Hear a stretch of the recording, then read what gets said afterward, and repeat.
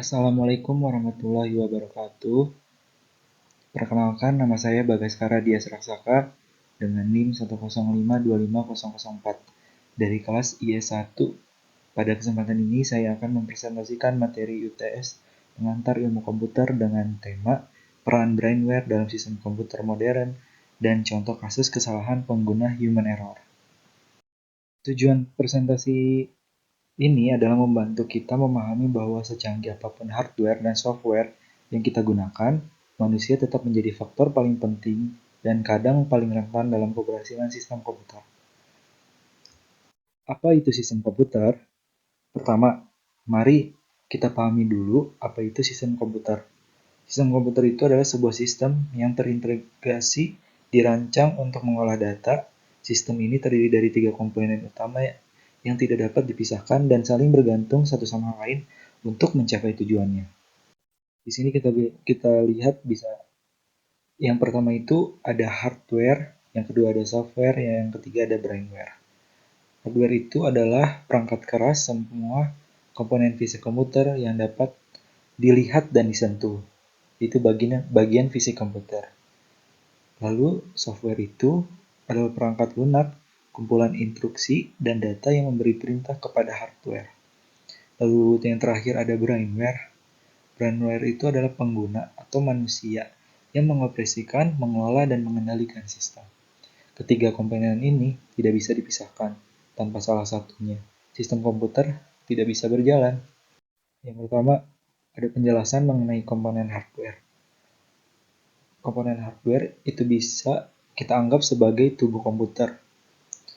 Semua perangkat yang dapat kita lihat dan sentuh seperti keyboard, mouse, CPU, RAM, monitor, dan sebagainya. Contohnya terbagi menjadi beberapa kategori. Yang satu, input, itu ada keyboard, mouse, dan scanner. Yang kedua, itu ada processing, yaitu CPU dan RAM. Lalu ada storage, yaitu SSD dan HDD. Dan yang terakhir, output. Output itu biasanya melibatkan monitor, printer, dan lainnya. Lalu di sini ada software. Software adalah jiwa dari komputer. Ini adalah kumpulan instruksi yang memberitahu hardware apa yang harus dilakukan. Software dibagi menjadi dua. Yang pertama ada sistem operasi atau OS. Contohnya ada Windows, Linux, dan Android. Lalu yang kedua ada aplikasi. Contohnya Microsoft Office, Chrome, Photoshop, game, dan masih banyak lainnya. Software menentukan bagaimana komputer bekerja dan apa yang bisa dilakukan penggunanya.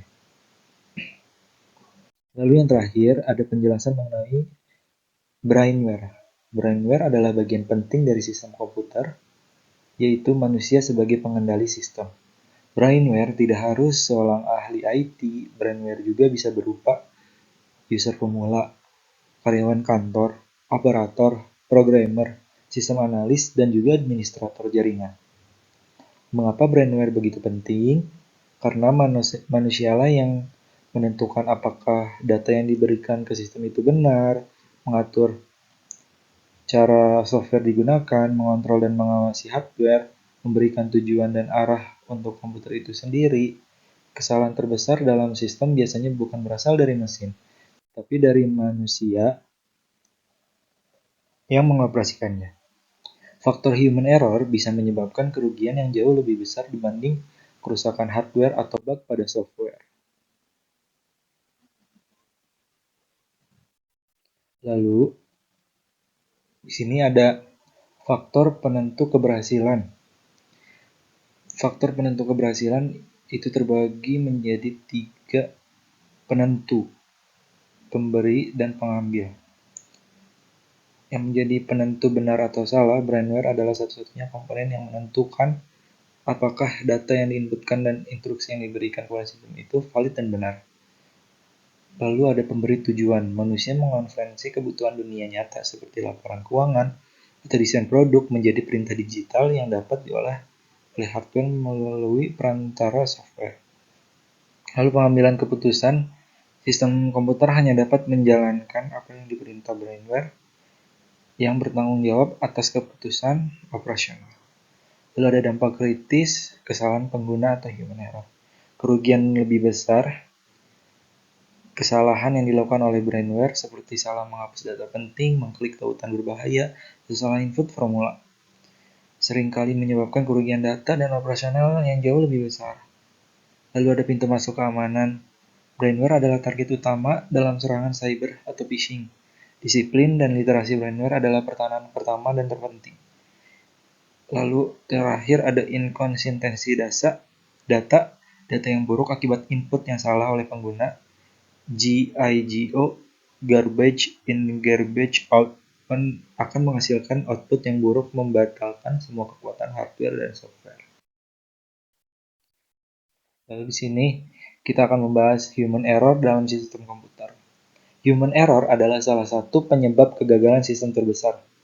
Beberapa contoh umum human error antara lain, salah input data, menyebabkan data kotor atau tidak valid, GIGO, garbage in garbage out, garbage out, tidak mengikuti SOP, menyebabkan proses berjalan salah, lalu lupa backup atau salah pilih file, menyebabkan data hilang, salah klik, salah konfigurasi, atau salah menekan komen.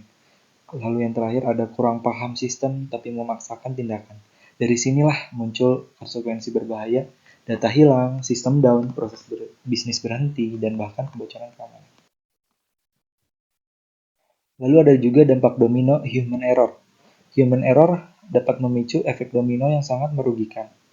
Dampaknya antara lain data rusak atau hilang, sistem down, dan aktivitas bisnis berhenti. Kerugian finansial besar, kebocoran keamanan seperti serangan phishing. Kesalahan kecil bisa berdampak besar, misalnya satu klik yang salah dapat membuat sistem yang melayani jutaan pengguna berhenti beroperasi. Lalu lanjut ada studi kasus nyata human error. Yang pertama itu ada AWS S3 down akibat salah ketik di tahun 2017. Seorang engineer AWS salah mengetik komen saat maintenance akibat sistem mematikan jauh lebih banyak server dari yang seharusnya. Dampaknya, banyak layanan besar seperti Trello, Quora, dan Slack offline. Lalu ada kerugian diperkirakan mencapai 150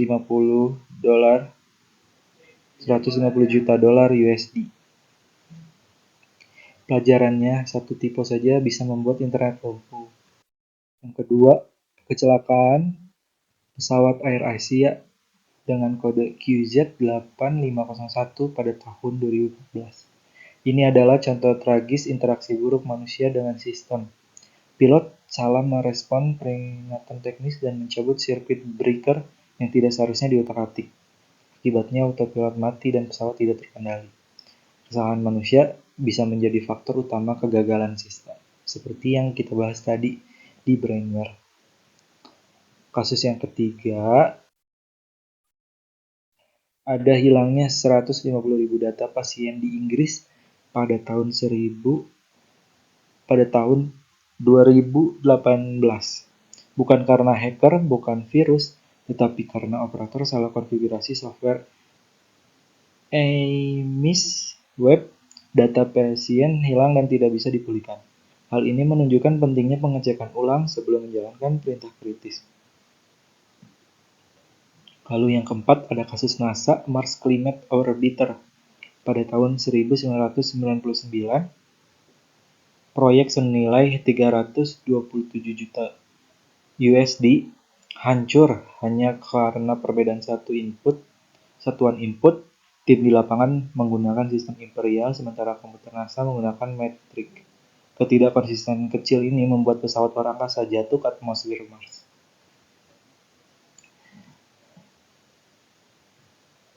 Melihat kasus-kasus tadi dan dampak-dampak domino yang ada, kita juga mempunyai di sini strategi 360 derajat mencegah human error. Langkah-langkah yang proaktif untuk memperkuat faktor manusia atau yang disebut brainware. Ada beberapa solusi yang terbukti efektif untuk mengurangi human error, yaitu yang pertama, ada pelatihan rutin dan simulasi nyata. Yang kedua, ada SOP jelas dan audit trial yang rapi. Yang ketiga, ada double check atau validasi ganda. Yang keempat, itu ada otomatisasi proses beresiko tinggi. Yang kelima, ada desain sistem user friendly. Yang keenam, ada data validation otomatis untuk input penting. Strategi-strategi ini terbukti dapat meminimalkan kesalahan manusia dalam mengoperasikan sistem komputer. Kesimpulannya, dalam sistem komputer modern, brandware adalah faktor kunci keberhasilan. Hardware dan software bisa saja sangat canggih, tetapi tanpa manusia yang kompeten, disiplin, dan teliti, sistem bisa gagal hanya karena satu kesalahan kecil. Oleh karena itu, berinvestasi pada peningkatan kemampuan brandware adalah langkah yang paling penting. Di era digital, kompetensi brandware bukan lagi pilihan, melainkan pertahanan pertama dan terpenting. Terima kasih semuanya. Wassalamualaikum warahmatullahi wabarakatuh.